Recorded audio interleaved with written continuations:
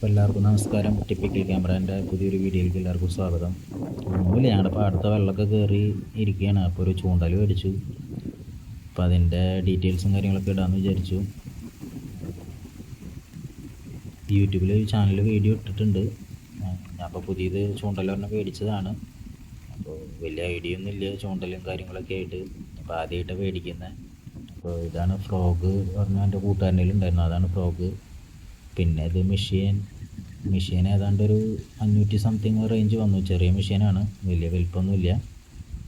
എന്നാലും കുഴപ്പമില്ല, യൂസ് ചെയ്ത് നോക്കുമ്പോൾ നല്ല സ്മൂത്തും കാര്യങ്ങളൊക്കെ ഉണ്ട്.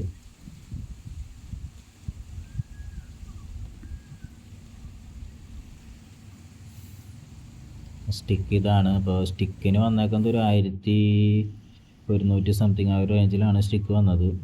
അപ്പോൾ യൂസ് ചെയ്ത് നോക്കുമ്പോൾ നല്ല സ്മൂത്തും കാര്യങ്ങളൊന്നും ഉണ്ട്, കുഴപ്പമൊന്നുമില്ല. നന്നായിട്ട് യൂസ് ചെയ്യാൻ പറ്റുന്നുണ്ട്. അപ്പോൾ നമുക്ക് എറിയാണെങ്കിലും നല്ല രീതിയിൽ ലെങ്ത്തും കാര്യങ്ങളൊക്കെ കിട്ടുന്നുണ്ട്, കുഴപ്പമൊന്നുമില്ല. പക്ഷെ എന്നാലും ഇപ്പം ഇന്ന് മീനും കാര്യങ്ങളൊന്നും കിട്ടുന്നില്ല. കുറേ വട്ടം എറിഞ്ഞു നോക്കി.